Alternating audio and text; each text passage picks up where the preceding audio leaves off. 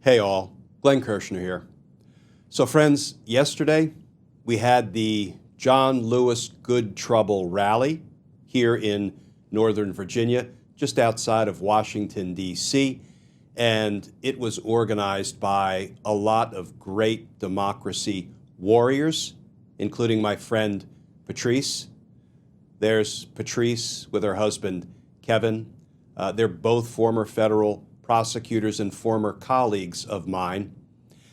And whereas we all used to fight for the rule of law and for the Constitution from inside of government, inside the Department of Justice, we now find ourselves fighting for the rule of law and for the Constitution from outside government, fighting against a criminal President of the United States, not hyperbole, a convicted criminal president and his corrupt administration. And we will never stop fighting against tyranny, autocracy, dictatorship.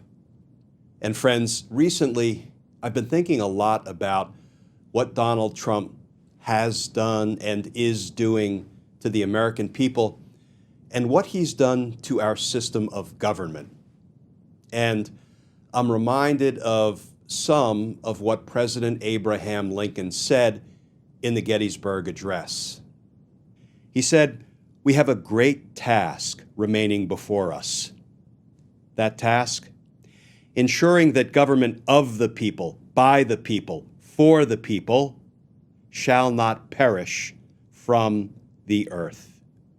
And friends, when I think of those words, government of the people, by the people, for the people, and I compare that to what Donald Trump is trying to morph our American government into, at this moment in our nation's history, we are not a government of the people, by the people, for the people. In Donald Trump's America, we are a government against the people. So yes, friends, we have a great task remaining before us, but I have to believe we're up for the challenge. Because justice matters. Friends, here's a short video of my remarks yesterday at the John Lewis Good Trouble rally.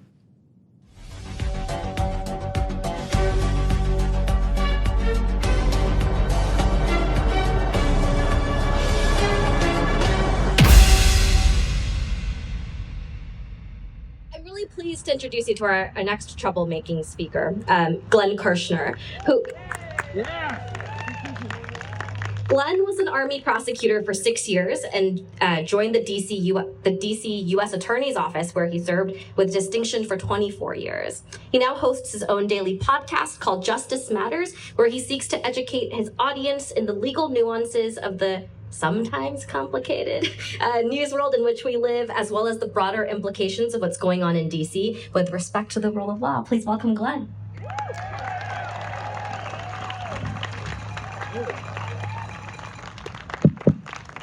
How y'all doing? You ready to get into some good trouble? Yeah? So first of all, can we give it up for the organizers? Because this is not easy to put together.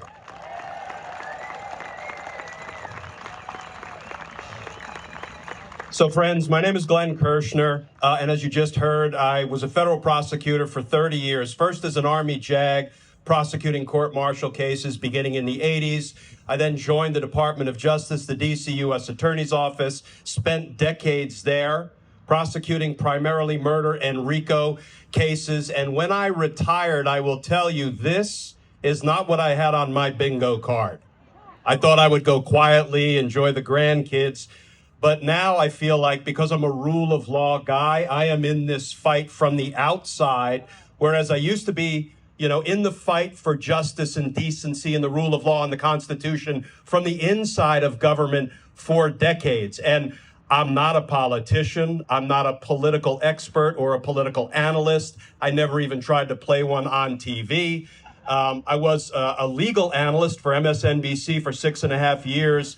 and I recently left. I asked to be released from my contract because I wanted to be all independent all the time, and I'm glad I've made that change.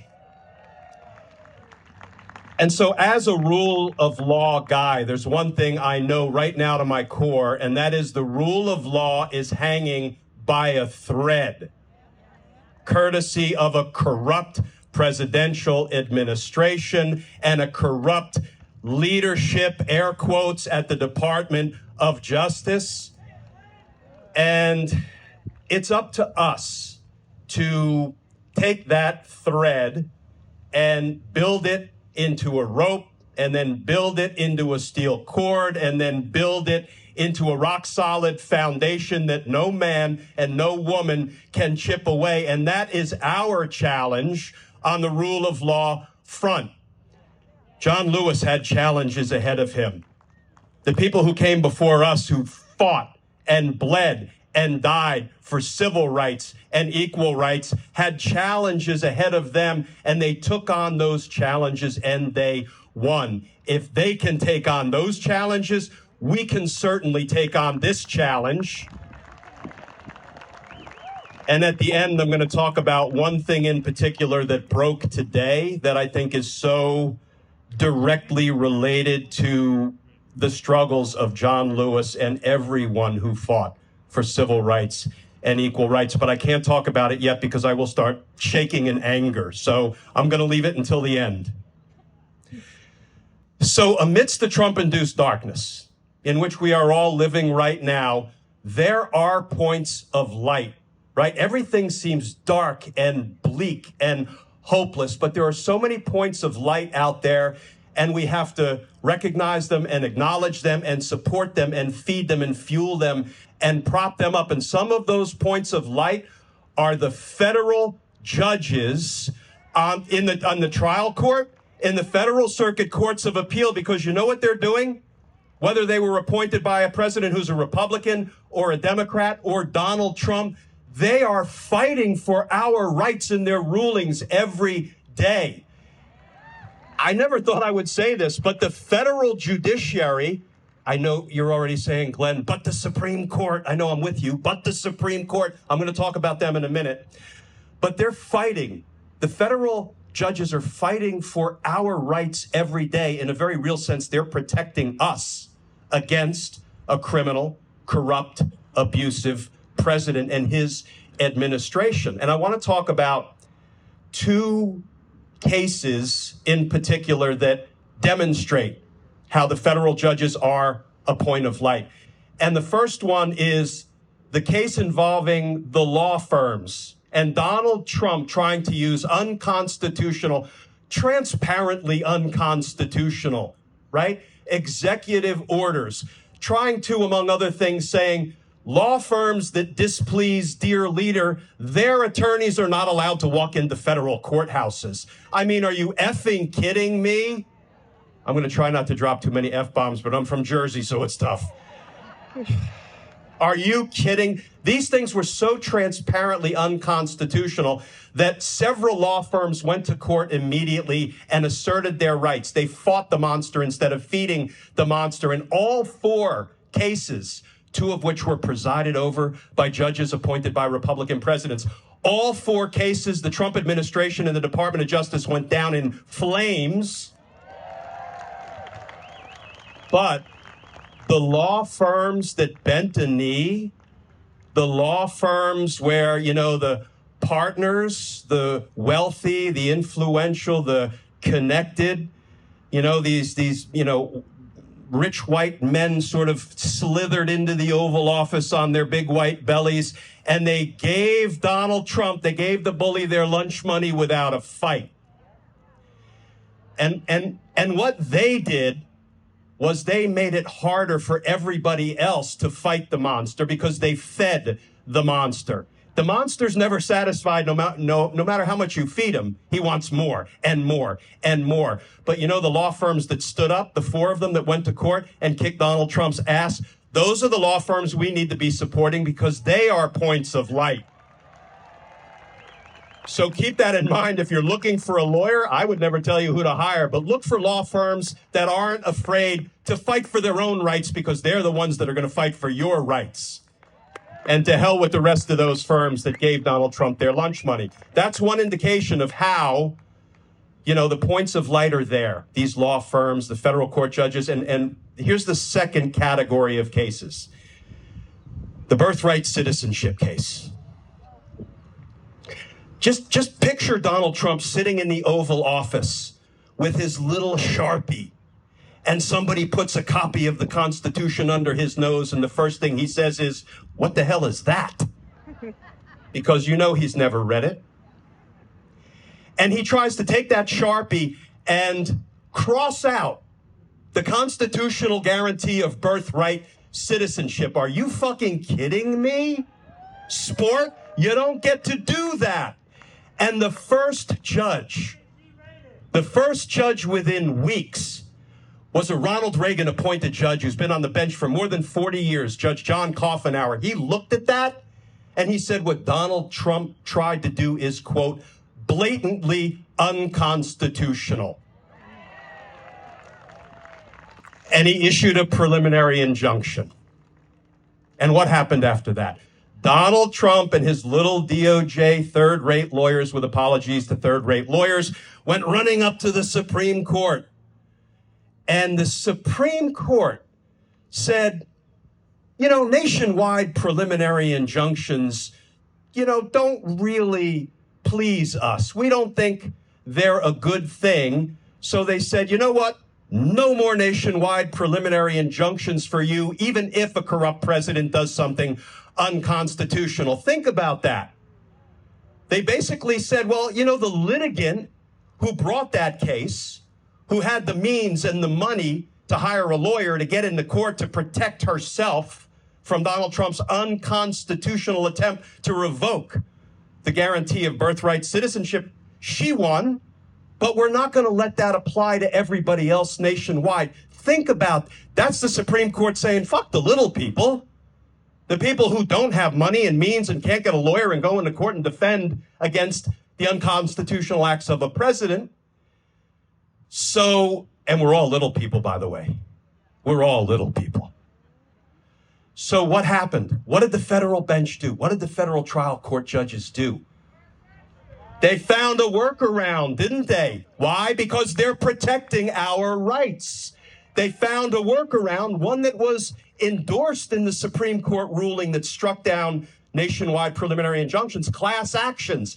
And within hours, literally within hours of the Supreme Court handing down that horrific opinion that you can't protect everybody against the unconstitutional act of a president by a nationwide injunction. I still can't wrap my mind around that. But the judge issued, first of all, a ruling certifying a class of litigants, of complainants, of people who would be damaged, who would be irreparably harmed by Donald Trump's unconstitutional act. And do you know what that class of people is? Infants.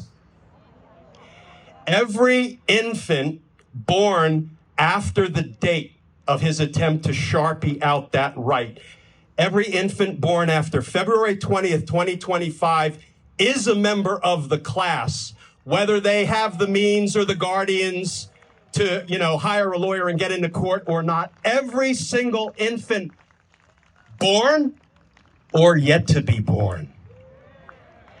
And you know what the estimates are, friends? 150,000 infants a year are born, perhaps to parents who are undocumented, who would suffer irreparable harm if Donald Trump's unconstitutional conduct were allowed to go unchecked. That's the federal judges protecting us from a criminal, corrupt, and abusive president.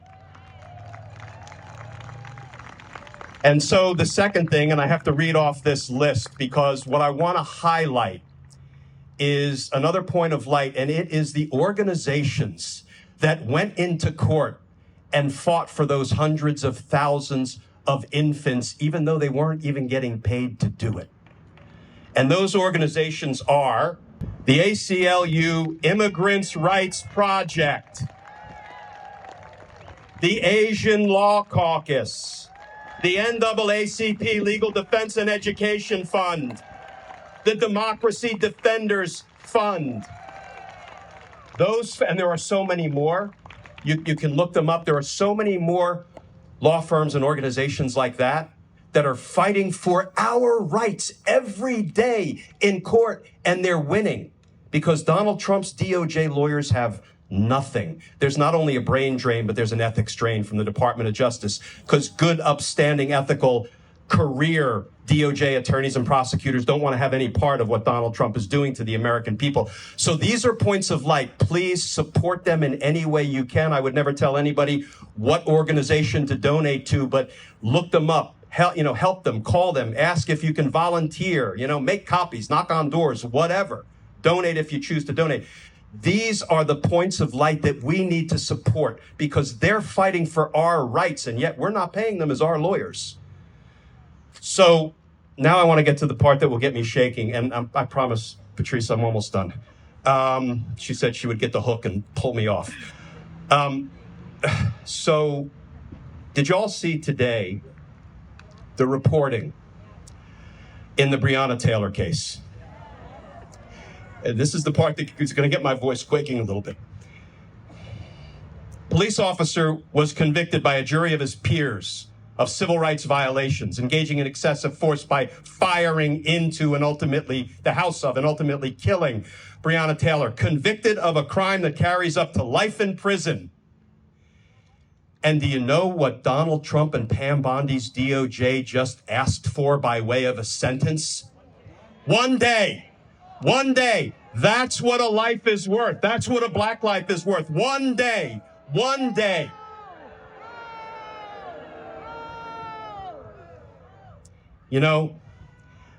Take that anger, take that frustration, and turn it into action.